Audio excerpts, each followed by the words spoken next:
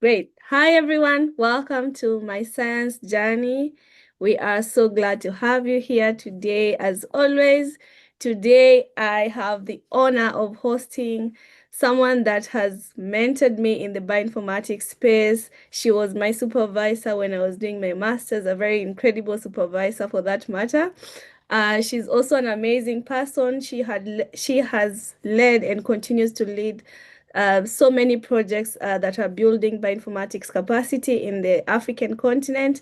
And I am so honored to host her here today, where she will be sharing her experience, how she transitioned into bioinformatics, and of course, how she transitioned into leadership and all the incredible projects that she is currently doing. So please let us know where you're joining us from. Type in the chat box your name, where you're joining us from, and what you're looking forward with this particular session. So I'll pass it over to Nikki to just give us a brief introduction before we start this conversation today.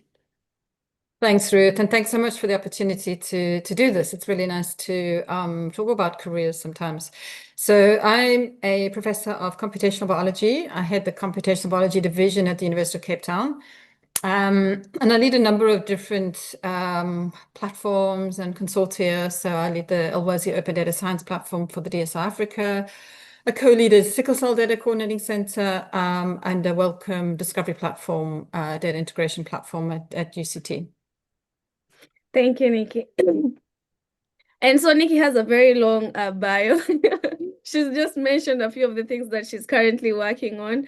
But of course, you can get to learn about, I think most of the people that are joining are people that have worked with you in different projects. But for those that haven't worked with Nikki, her bio or all the things that she's done are available online. And today we're just going to have a conversation on some of those things.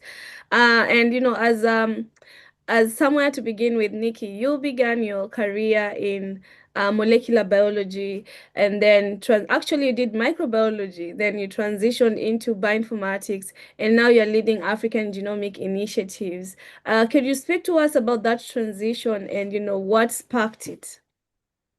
Yeah, so I did my PhD in molecular biology working on TB research at UCT, the University of Cape Town.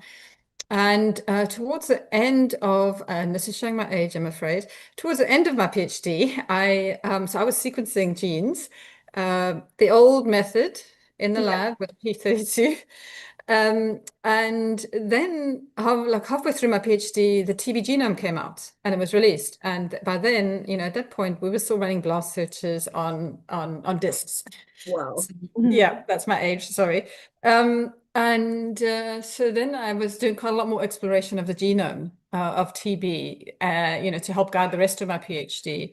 So I started doing analyses. I started doing blast searches, looking at structures, looking at using bioinformatics to design my experiments. So when I finished my PhD, I decided actually I want to do that. I didn't really miss pipetting and following recipes in the laboratory. And so, yeah, I explored, doing postdocs. And then at the same time, an opportunity came up to apply for a job at the European Bioinformatics Institute. So, and everybody told me, if you want to get into bioinformatics, just dive in, just dive in and then, immerse yourself. And that's how you'll learn on the job. Great. So that was the turning point, and that's how you ended up spending 8 years at the EBI. Could you speak to us about that time and what sort of like grounded you in staying? A lot of people stay in a job for 1 year, 2 years, and they're out. How you managed to stay for 8 years, and what was your grounding at EBI? So I was going for 1 year, but they actually have, because I just wanted to, experience the job overseas. Yeah. But they have these 3-year contracts. They have these rolling 3-year contracts. And if you break a contract, there's some kind of financial consequences. But anyway, so when I got there, I started the job working as a curator for Swissprot, the database. And then about 6 months in, this brand new database called Interpro started. And so myself and another curator, we were put onto this project, and it was new and exciting. We had collaborators from across Europe and the US. And so we got working on curating these, and then just slowly, I think maybe my boss saw some leadership opportunities, and so then I became team leader of that. And the opportunities were just so fantastic. And I was really desperate to come home, Yeah. but about 3/4 of the way through my 8 years, I was allowed to return home and commute. Okay. So it gave me opportunity to sort of finish up what I wanted to do there, but still sort of and start to ease into life back in Africa. But the opportunities, as I said, were amazing. In about the second year through this enterprise database, I was looking at functional annotation and working. They just released the Drosophila genome, so I looked at their functional categories. This was before the gene ontology. Yeah. And my work on that got me involved in the Human Genome Project. Yeah. And then so I was on the Human Genome paper. We had this excitement. So there was just so much excitement happening on the campus. It was all this era of genomes, and the Enterpro database was going so well. So I really wasn't in a huge rush to head back. Yeah, absolutely. It totally makes sense. And, would you say this was sort of like the transition, because they gave you a chance to come back to Africa? This would sort of like the transition for you to venture into now scaling it or scaling the projects that you're doing within South Africa at that point and then Africa at scale. Yes, I think the time at EBI was very much in the bioinformatics services side. So I was sort of I'd lost touch with research, but I really wanted to get back into the research because I could see the value of all this data and think about how we could use this research for African applications, particularly in infectious diseases, but also in the human genomic space. So I moved, but then I think that services background that I had at EBI also helped with the work that I'm doing now, because I have that service sort of mindset to say, well, yes, we want to do analysis, but we need to create resources. And how do we do that in a professional way? So we actually create databases now and tools. So I think my time at EBI really helped to do that. And towards the end of EBI, that was when the Alexa research infrastructure was starting up.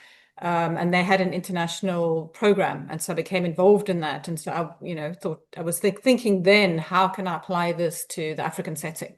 Yeah, absolutely. And we're gonna circle back to that and speak about how projects like the idea or the ideology for projects like H3 Bionet, H3 Africa, and how you got to that point.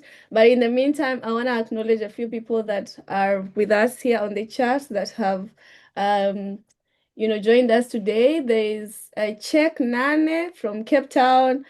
We have Anita Makori from Oxford here in the UK.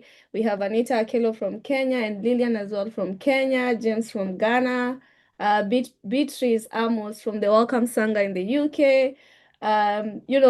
There's a lot of people that have joined in, Nikki, and are very curious to learn about your journey. I think most people get to interact with your different spaces and, in working in smaller projects, and they probably know a bit of your journey, but they don't, know about it at length. So it's an honor to listen to you or to learn about your journey here today. Yeah, great. So I'm gonna proceed, and Nikki, just taking you back to the conversation we were having, and now you are. At what point did you then decide, okay, now I'm coming back to Africa fully. I am totally leaving ABI, and I'm starting to push projects in the African continent. So I was getting to my last 3-year contract, so you can have 3 3-year contracts. Yeah. And so I was already thinking about coming back, although there was talk of me being able to stay on there. I was really missing home, and I was thinking about how what I'd learned there could be applied here. In South Africa, the National Bioinformatics Network was starting up, funded by the government. And so suddenly there were opportunities to do things like, combining services and research and training, which was really what I was interested in. So I think that also helped to bring me back, because there were opportunities that rather than pure academia. So these opportunities were opening up. So I think that's what kind of made me decide. And then, as I said, this Alexa project. Yeah. And then just when I was leaving, I actually wrote for the Interpro project a European Commission grant, which we got. And I wrote in the position for curator in Cape Town. So that meant I could still keep, a little bit of a foot in the Interpro camp while that grant continued. And so it allowed me to do sort of an easy transition across. And then just when I was leaving, I actually wrote for the Interpro project a European Commission grant, which we got. and I Yeah. wrote in the position for curator in Cape Town. So that meant I could still keep. Seems there was an echo, a repeat. Oh yeah, sorry. I think it's okay now. Yeah. Yeah, so that was my the reason I left and my transition back. Yeah, sorry about that technical mishap. Oh yeah, so and at what point, Nikki, because now you are based at UCT, at what point did you get into UCT and started piloting projects at UCT? So when I first came back, I actually went to UWC to Sanby. Yeah, So when I left, I'd gone to speak to Winhide at Sanby about bioinformatics positions and postdocs and that. And then I yeah. decided to take up the post in EBI already. And then when this National Bioinformatics Network was coming up, he sent me this job advert for their node manager. And so I Mm, applied for that and I got it. So that's why I moved. And then, but I was still commuting a little bit. So I mhm. stayed at Zambia for about a year, but then towards the end of that year, the same position was opening up at UCT, which was just Yeah, closer to home. It was a much newer group that was starting out. So I thought there would be sort of more new opportunities to start something. Sanby was reasonably well established. So I yeah. moved across to UCT from that in a similar kind of position. Yeah. All right. So and then you've been at UCT since until to date. How Yeah. is that going so far? And okay, I'm gonna ask follow-up questions later on. So it's going well.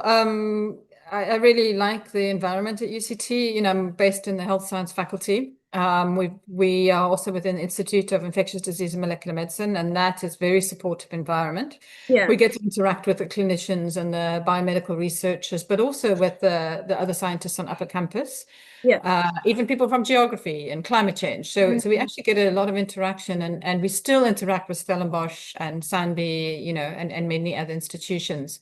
Yeah, So it really is, it's a great environment to be in. That's why I've sort of stayed. And then I've had grants that have just yeah. continued and continued, and I have a permanent position there. So I haven't really needed to or wanted to move anywhere else. Yeah, there is no movie at this point. Thank you for sharing that with us, Nikki. And I mean, you started from the point where you were working under someone, and then now you transitioned into being a team leader, and now you're a leader, and leading various projects, and not just in South Africa, but at the African continent scale, and even beyond Africa. So, what would you say were the biggest mindset shifts that you had to make transitioning through this? So when I became a leader at EBI, I was working with a group that was sort of doing this together. And so we had to, and then the person above me then made me the team leader.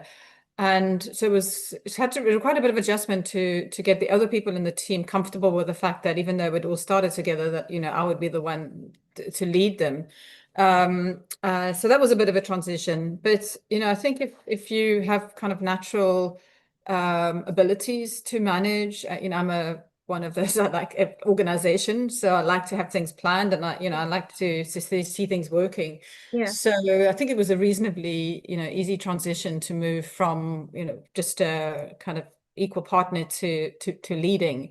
yeah, And I've learned a lot along the way, about that leading, the right way to do it, the wrong way to do it. And I've leaned on the experience of the people who've led me, who've been mhm, my mentors or my line managers, mhm. using a very similar style to them and just kind of learning as I went along. Because nobody really teaches you leadership Yeah, unless you go on a management course, yeah, which yeah.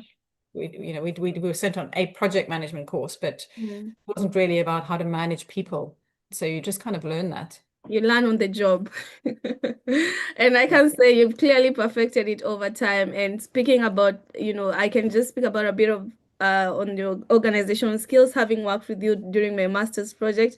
And in my mind, I kept on asking myself, how is Nikki able to balance all these things? She will never miss a session, whether it's a technical one or just, project overview brief. She will never miss it, but she'll still attend to these other students, other projects, PI meetings, conferences. And I'm like, okay, you need to come and tell us, how do you actually balance all this? But I think you've mentioned one of it is, your organizational skills that are really incredible. But is there something else that you think has helped you along the way in terms of balancing your leadership demands, and as well as your, technical expertise to different projects and supervising students as well? Yeah, I think I have the job of about three academics all at once. I've Absolutely, even always more. I've always been a very busy person. So, when I was at school, I danced, sewed in the sewing business. So, I mean, my day was always busy. So, I think I've always been, had to think about time management. Yeah, Um, and so, I have sticky notes and then more sticky notes and then more sticky notes as to what's yeah, more and more important. yeah, So it comes down to prioritization. So I do work very long hours. I work until about 11 at night, but then I refuse to work over the weekend. So, mm, I try to balance it that way. So I mm, think it's about prioritizing. So you think, I always think, what is the next most important thing? What, mm, I prioritize by deadline. There are many times I can kind of multitask and get some things done. I can delegate some things. Um, but I try to live from each hour to each hour because, and I think, well, what do I need to achieve today? And then yeah, I just, have that list. And then if I feel I've achieved it, then, I'm comfortable. Most of the time I haven't achieved it because my list is ever growing.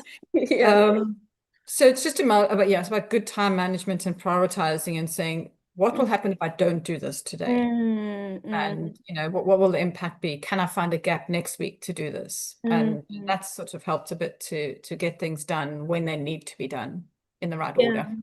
Absolutely. And just to add on that, Nikki, you mentioned good time management and prioritizing as well as refusing to work over the weekend. Are there other personal practices or habits that have helped you sustain this sort of like energy or resilience while leading at this scale? Yeah, I think things changed quite a lot during COVID, because I was going in and out of work beforehand. And what I would do was I would take, when I was going to work every day, I had a Wednesday at home. So I took one day of the week where I would work from home. I'd still take meetings if I needed to, but it was the one day where I was trying to avoid meetings and just catch up everything. So I tried to have some time to do that, and I still try to have some protective time. During COVID, things became chaotic. It was, back-to-back meetings, and it's Mm, still every day now for me, on Zoom. So what I do is I'll take a break at about 5, 6 in the evening and go for a walk. Take yeah, my dogs for a walk and just like forget everything. yeah, And just I think the exercise really helps. Sometimes I'll go to the gym before I start working, yeah. just to free up my mind. And then, as I say, the weekends just to just stop.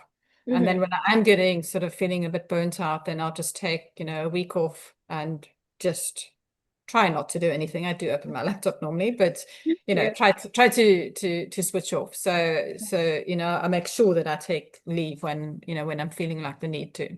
Yeah, absolutely. And I'm gonna take a pause here, Nikki, and just invite people to type in questions. So if you have questions for Nikki, type them in the chat box, and then we'll get to them as soon as possible once we hit 30 minutes past your time, wherever you are. For my time, it's 1 p.m. So in the next 12 minutes, we're gonna take questions from the audience. So please start typing your questions. I also see Shamay from Morocco, Simon from Kenya. Keep letting us know where you're joining us from. And we are so glad to have you here. And Nikki, coming back to you, and you work across different projects, across different continents, and across different institutions. And I think one of the conversations that has been going on for a very long time, especially within the African context, is how do we make partnerships equitable in a way that they don't seem like you're taking too much from this uh, party and less from this other party.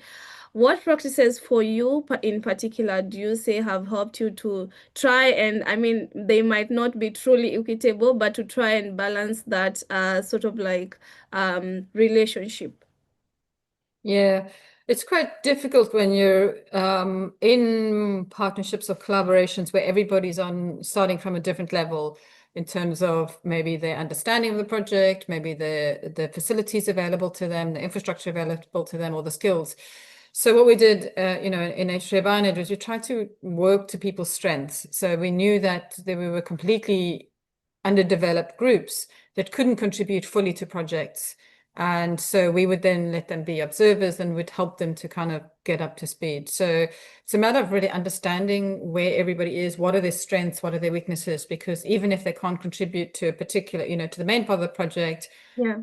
maybe they can help with literature reviews Yeah. or, other areas. So there's always a strength in somebody. And I think having transparency and trying to recognize that and respecting everybody for what they bring to the group, I think is important.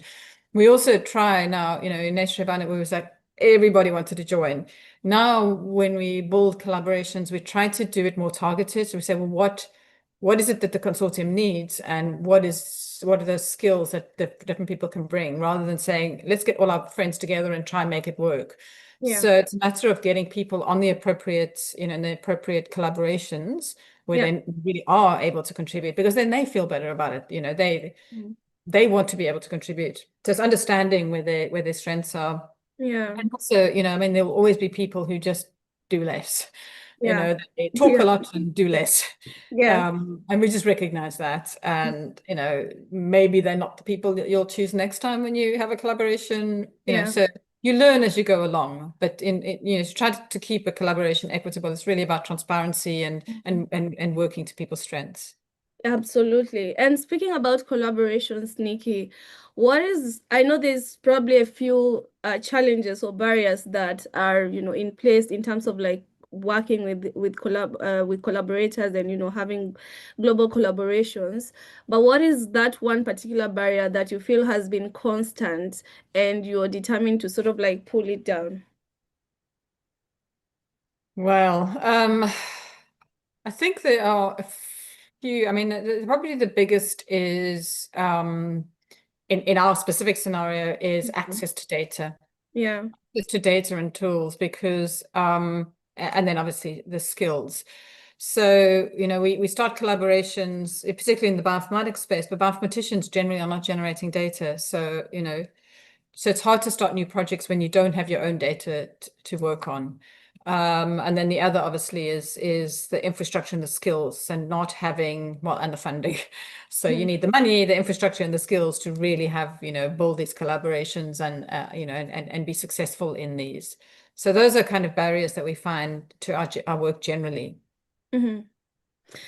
Yeah, and I mean, yeah, like you mentioned, there's a few of them, and I just think even though that there's this sort of barriers, are there ways in which you in particular are working around them in terms of like, as a continuous or sort of like as a process to break them down? Yeah, so we try to identify, what is the challenge, and then see how we can address that. I mean, on the data side, we're starting to work more with groups where we're working with them for us to help them generate the data. Therefore, Yeah, we have, access to that data. yeah, Um, and so that's certainly helping. And then also trying to get funding to ensure that everybody can kind of the infrastructure can be built as well.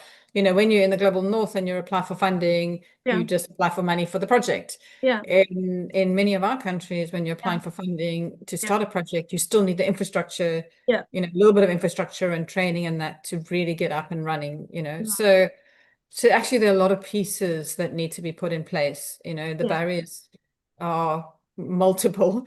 yeah, So if we can get enough money to overcome some of those yeah. with people who have data or who are willing to share their data, I think that's how we're getting over some of those barriers.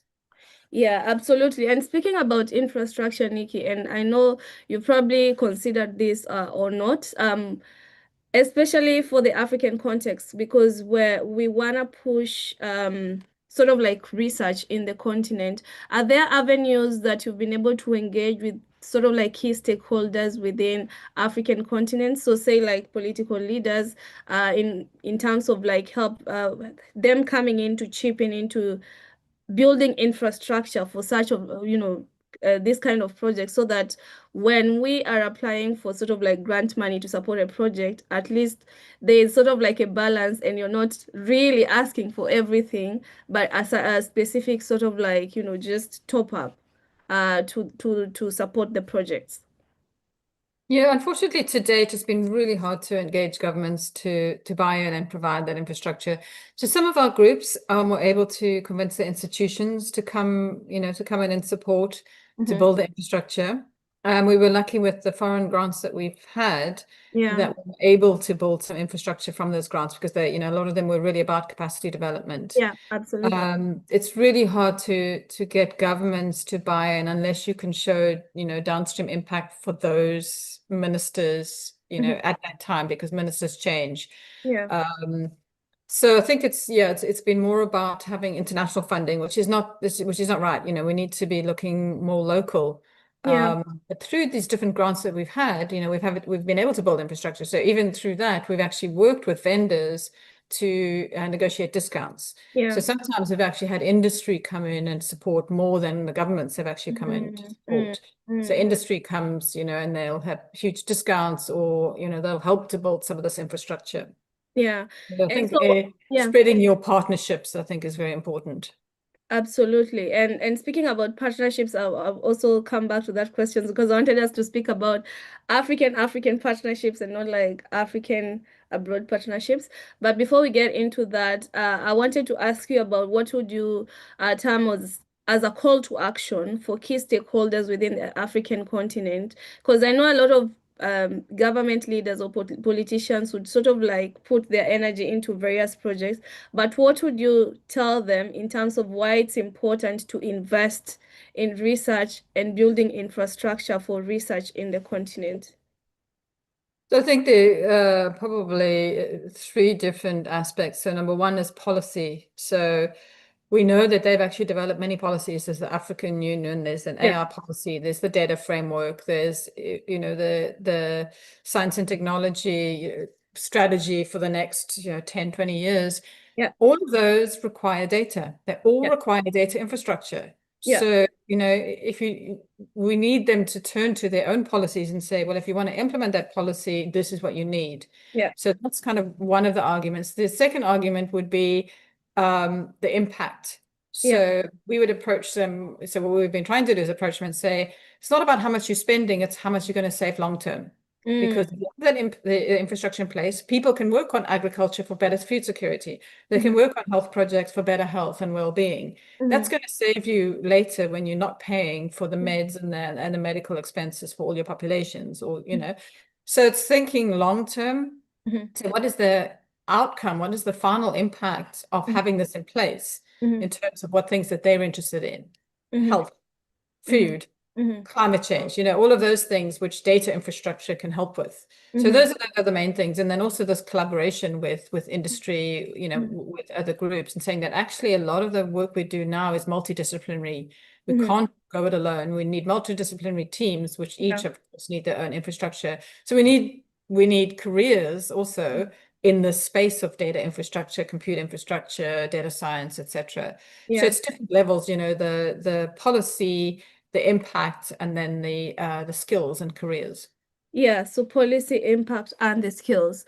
Yeah. So this would be a call to action for key government stakeholders. And like you said, we need something to convince them, especially because of the huge turnover that happens in the cabinets or in the ministries, depending on the country and how they refer to them.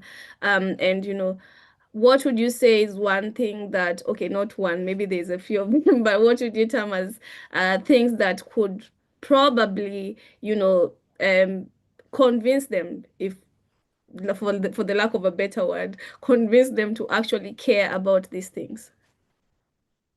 I think it depends who you're talking to. So if you're talking to somebody who's there short term, ministers that might rotate every 2 or 3 years, Yeah. then you want to give them a short term outcome. Mm, So you think about what they could do where they could have their name in lights before they leave. Yeah. So they can say, oh, I did that. Yeah. So, we know that a lot of this research, the infrastructure development and that is more long term. Yeah. So let that happen, but look at the low-hanging fruit. Yeah. See for example, in health, Yeah. pharmacogenomics is the low-hanging fruit. Immediately, if we understand from the populations better, we can get better treatments, Mm-hmm. and we can get statistics on better treatments. Mm-hmm. So let them see that short-term impact. So it's giving them something tangible.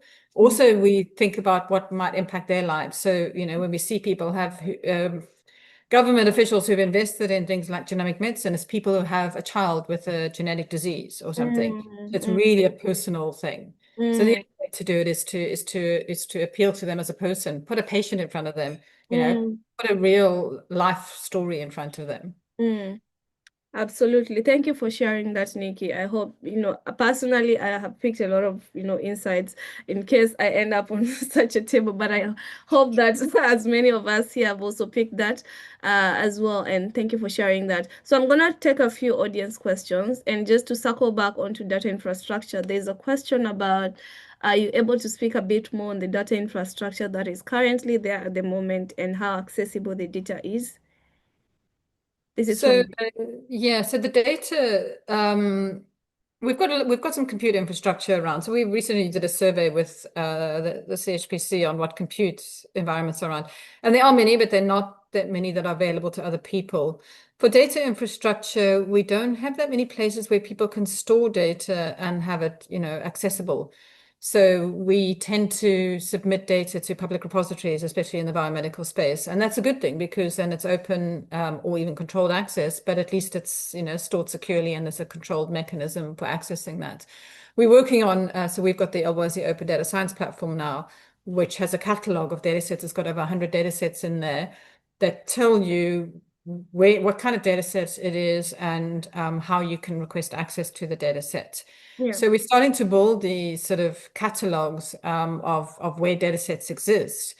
We still have a dearth of data sets, so we still don't have enough of these, or if they are available, they're not actually shareable. We don't necessarily know that they exist. Yeah. So we a long way behind, I think, on having a good data infrastructure, but Yeah. there are a lot of activities on the continent. So we have the demographic surveillance sites, consortia of these. There's a new African Population Cohorts Consortium, all of which are developing standards around data infrastructure. So that when we have a data infrastructure, the data sets are at least mapped to common standards and data models and interoperable. So there's a lot happening in the space, but I don't think we're there yet. Yeah, absolutely. At least there's something that is happening and there's a lot of efforts that are coming in place. So that's something to be proud of. So I'm gonna jump onto sorry for butchering your name. It's Yuko, right? So Yuko, as suppose you could go back to when you were in the first year of your MSc or PhD program, what decisions would you say helped you reach this position? And what decisions would you not have made? Um, I think it was, working day in, day out on running PCRs, running sequencing, setting up Mm, all of these things. And I think it just made me think, I'm following recipes here. mm, And it's when I got into the data and that's what made me decide that that's what I wanted to do. mm. Um, I think at some point in a PhD you always think I've had enough, I want to get out of here. Yeah. Because everybody has one of those sort of Yeah. downers during their PhD, and it's a matter of then deciding, actually, I need this, I'm going to do this, I'm going to get this. Yeah. Um, so it's determination. So yeah, I think there was no one particular decision, Yeah.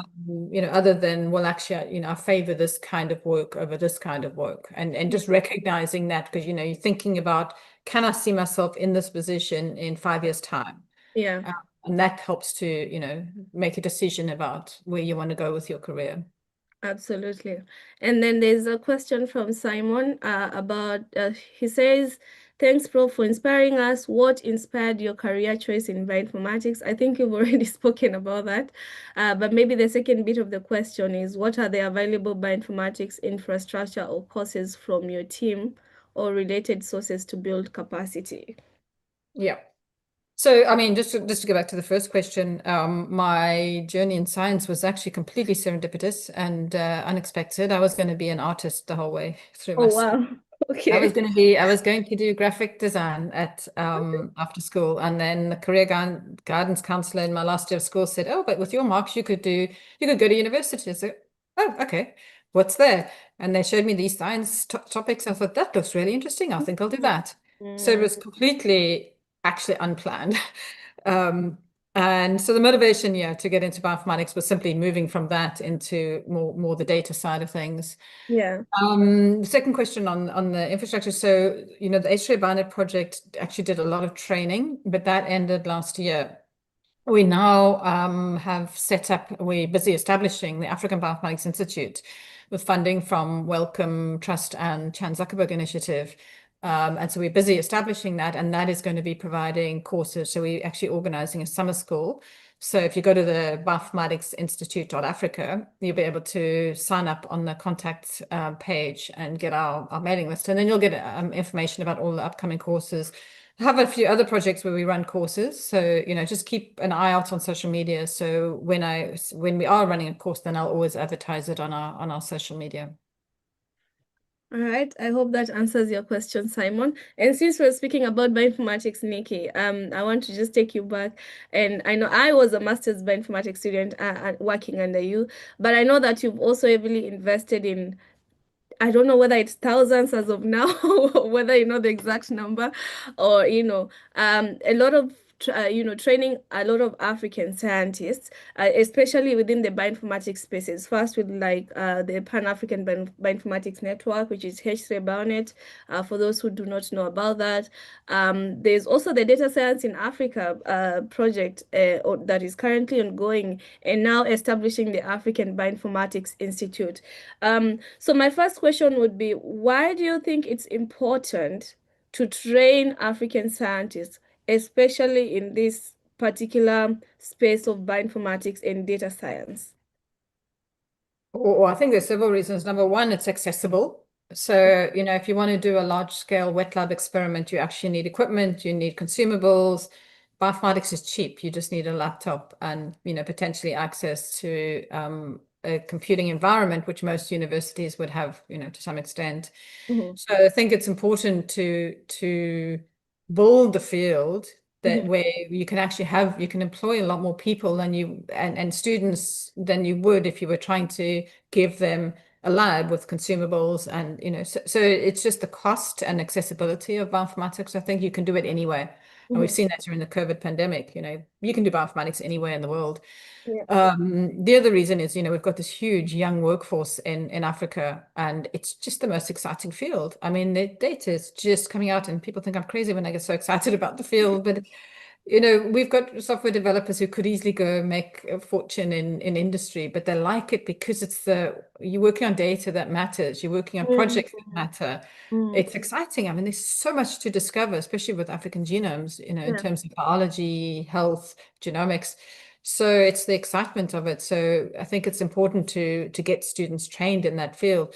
If you get trained in the fundamentals of bioinformatics, you can apply that to anything. Mm, If you're in a wet lab, you really focus on a particular technology. yeah. Whereas in bioinformatics, you can, once you've got the foundational Python and, biostatistics and R and machine learning and that, you can apply that to any data set. So Mm, it's just so flexible. So it's important to train, in that particular area and those particular skills. mm, And then also just the need is just becoming huge. So there isn't a single clinical or biomedical researcher that I talk to who doesn't need a bioinformatician, who mm. doesn't need help. Their students need help. So it's just a field that really, really needs a bigger workforce. Absolutely, absolutely. And I totally agree with you with bioinformatics. You can work from everywhere. Case for my instance, I was working with a remote server from Cape Town while in Kenya. So that's absolutely possible. And thank you for sharing that with us as well, Nikki. And speaking about the African Bioinformatics Institute, I know you've mentioned that there's gonna be like courses that people can do short term.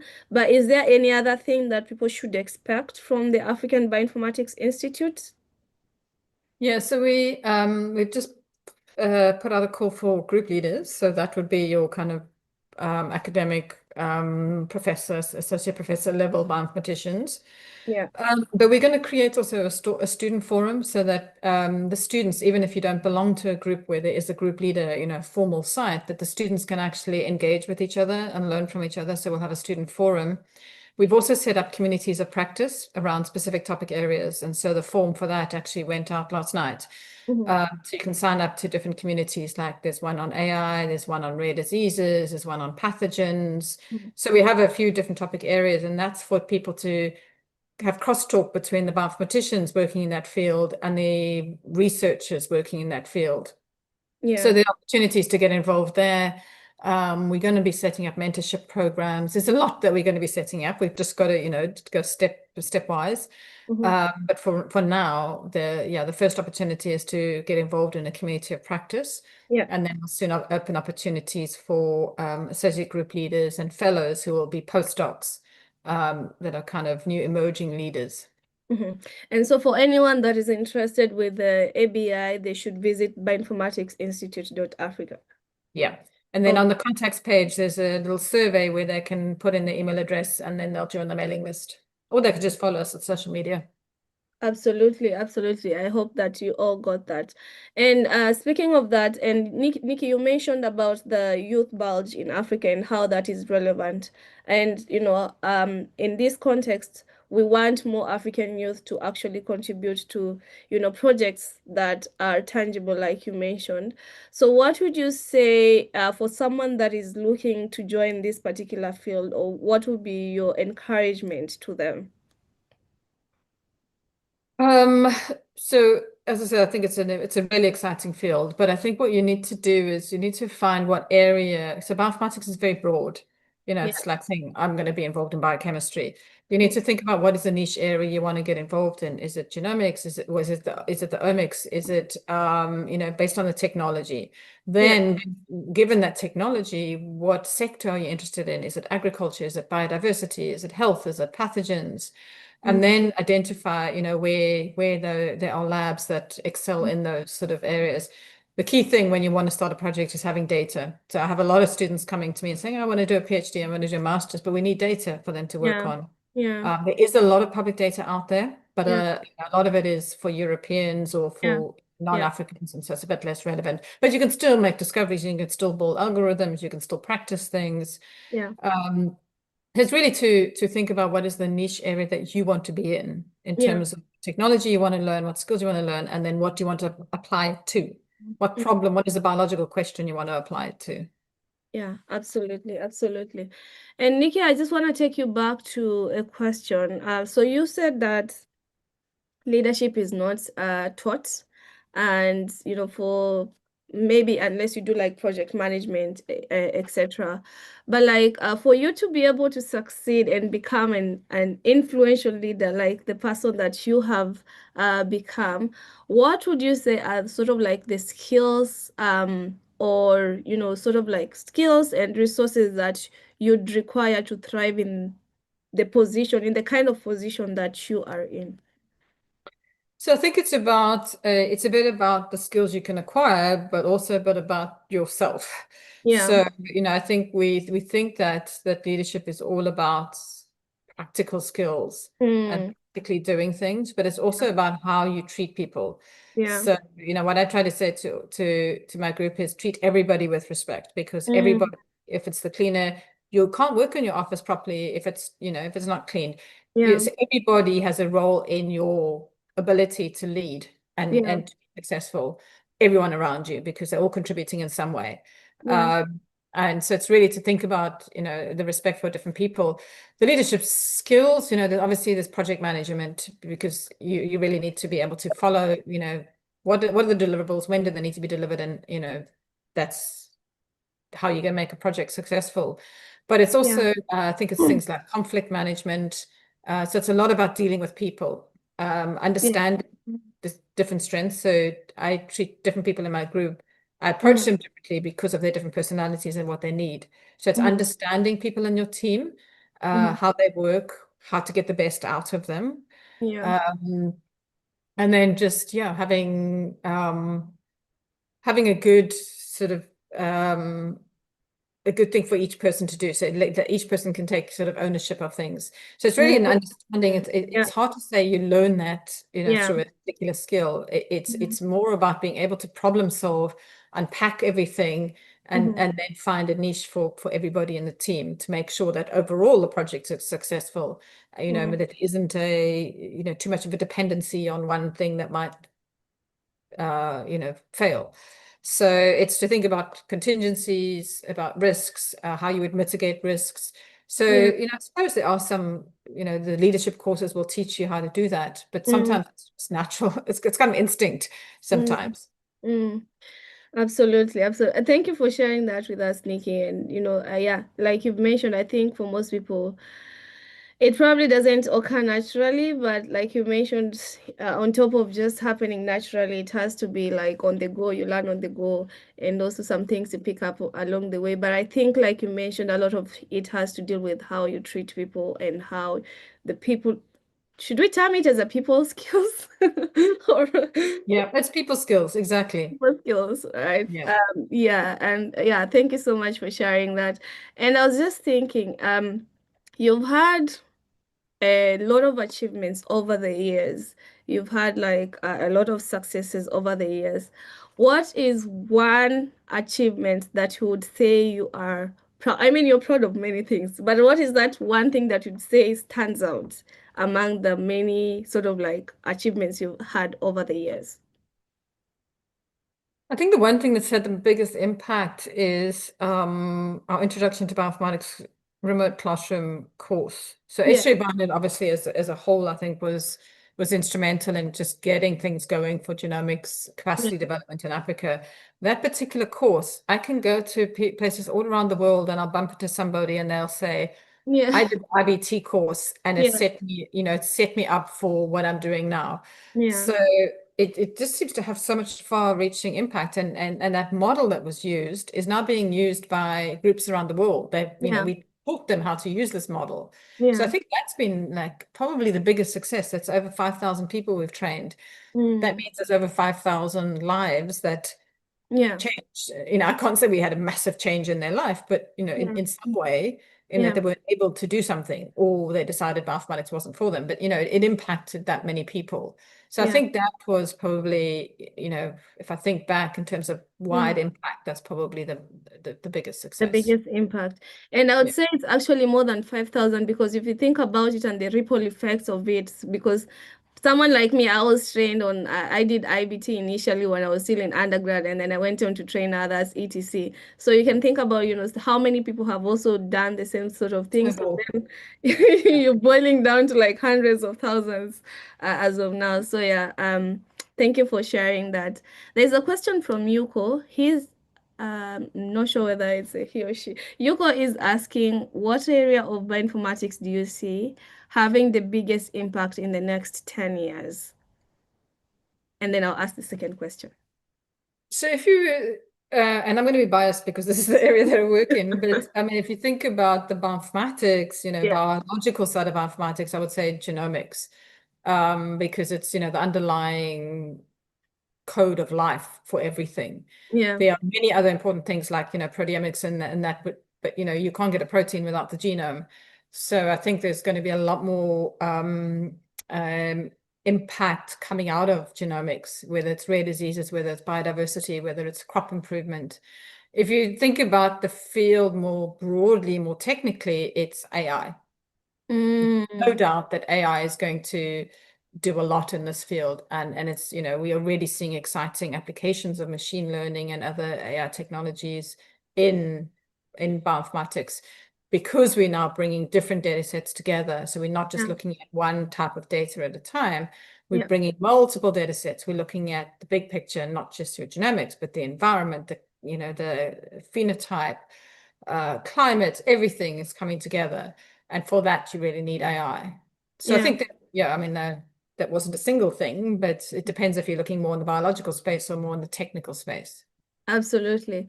And I think a follow-up question from Yuko is what areas excites you the most, but I think you've already spoken about it, which is genomics.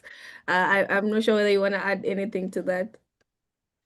Yeah, I mean, genomics, all the secrets that are hidden in the African genome, I think that's what I find really exciting because it's really Mm. taking us back through history. Yeah, And that's those genomes are the ones that are, they've evolved, and that's really showing us how how genomes are impacted by environment, by, climate, by diets, by, your lifestyle. So I think that I find really exciting, but just because there's so much still to unpack. yeah. All right. And then Arnold is asking, very interesting work-life balance, Prof. What mistakes do you think early career researchers make around balancing work research and life generally? Taking things too seriously, maybe. Yeah. Um, So, what I come to realize is that, sometimes things at work would really stress me out and then it Mm. affects my personal life. And what I try to do is put it in perspective and say, this is science. Mm. How bad can it really be? You know, so Yeah, you need to put things into perspective. So it's not having that perspective, I think, is a big mistake. yeah, Um, Not going down a rabbit hole. So thinking about, knowing when it's time to stop and change direction, I yeah. think, because, I see some students just going down and down and down, and then, it's really hard to pull them back and put them on track. So I think there are a number of different mistakes, but it's really about putting things into perspective. Mm. Yeah, putting things into perspective. Thank you, Prof. And Anita says, seeing that things change over the years, what has helped you transition with these changes? Um, I think just being flexible, So um, there's some researchers who work on the same thing for 40, 50 years. Mm. I'm not tied to anything, Mm. I go with what excites me. Mm. Sometimes you've got to go with where the money will take you. Mm. But the underlying theme kind of is always the same. So I think it's just having the flexibility to adapt Mm. and steer, to change your course. Don't be too fixed in what you're doing because otherwise you're going to get left behind. So it's number one, keeping up with the field. And Yeah, so I'm lucky that I get to go to different meetings, international meetings, often with people who are leading the field. So I yeah, get to see these potential changes coming up, reasonably early. And yeah. then I go back and I think, okay, how do we adapt to those changes? What should we do differently? Do we even bother to change? And so it's really thinking about what will happen if I don't sort of kind of move along with those changes. That's something to think about. And speaking about that, and what happens, I'm just thinking, Nikki, on days that challenges feel overwhelming, what keeps you moving forward and gets you getting up of the bed and say, okay, let's go and do it. Let's I do it. love the science. I really enjoy it. I think we're lucky to be scientists, to get up every day and do something that you want to do. Yeah, When I've spent the whole day doing admin, I yeah, just want to just run away. yeah, So if you have days like that, yeah. but then I can just go talk to my students and it's just a whole different ballgame because suddenly they're excited about the science and I get more excited about the science. So that keeps me going. And Mm, then, occasionally I'll get an email from somebody to say, thank you, you mm, really helped with this or that. And it makes you think, oh, okay, I'm making a difference. I am mm, benefiting somebody. So I mm, think it's really important to, if somebody is making a difference in your life, tell them because it really will inspire them to keep going. mm, Sometimes you don't hear things that are good, you only hear things that are bad. But mm, sometimes it's nice for people, your supervisor, to hear mm. when you've really helped them because then it inspires them to carry on, I think. Yeah, thank you for bringing that out, and Nikki. And I think it's very important for people to learn that because, yeah, like you said, people will always come to you with problems. Something has happened, but it's so good to always go back and say thank you. And I'm glad to hear that sort of like, reaches or touches the soul. And just, while we are speaking about thank yous, just to mention that you are a legacy, and you should know that even after your time with bioinformatics and building capacity in Africa, you've already established a legacy that is gonna go on for years.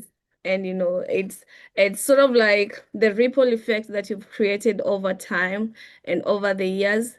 There's always going to be things that are tied to you as a legacy and say, if it was not for Nikki, this would not have been set up. If it was not for Nikki, I wouldn't have. Personally, if it wasn't for the supervision I got from you, because you're a very good supervisor, when I was starting bioinformatics, I didn't know nothing about bioinformatics. I was getting in straight from the wet lab.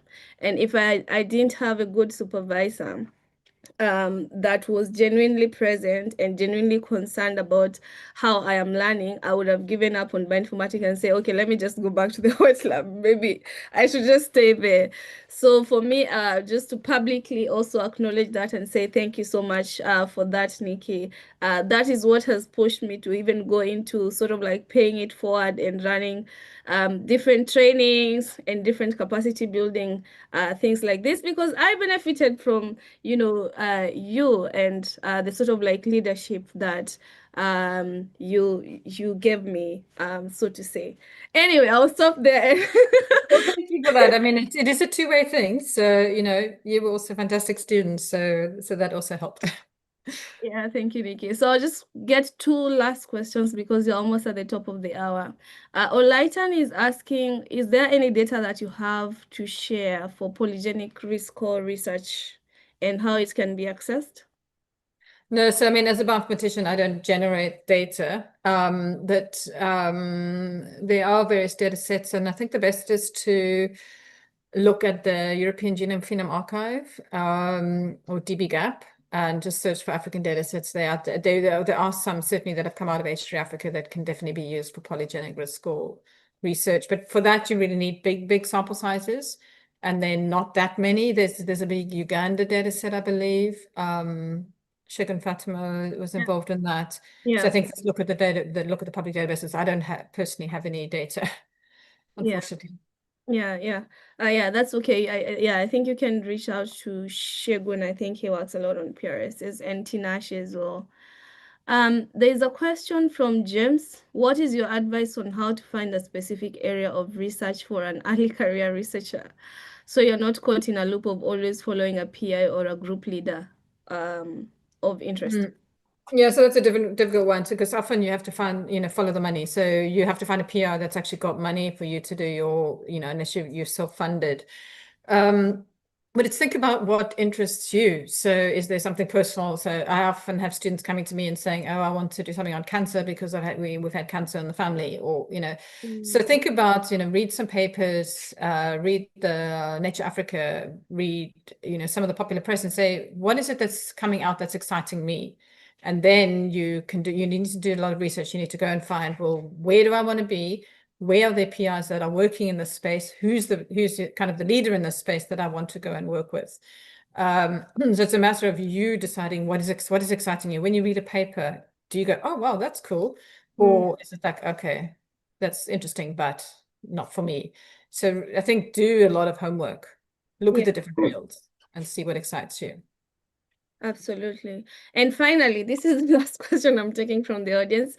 Abby is saying, in terms of keeping up with the field, what can I do in between as a graduate in molecular science and looking forward to career development? So if you want to, keep up in the field, then literature searches. So you can actually get an RS feed from journals. So you can, get notifications on any new topics in any new papers in a particular topic area. If you want to keep up like skills and things, then think about, well, where do I want to be and what skills don't I have? There are a lot of online courses. So if you're sitting at home waiting for graduation or waiting for something else, then actually go and teach yourself Python.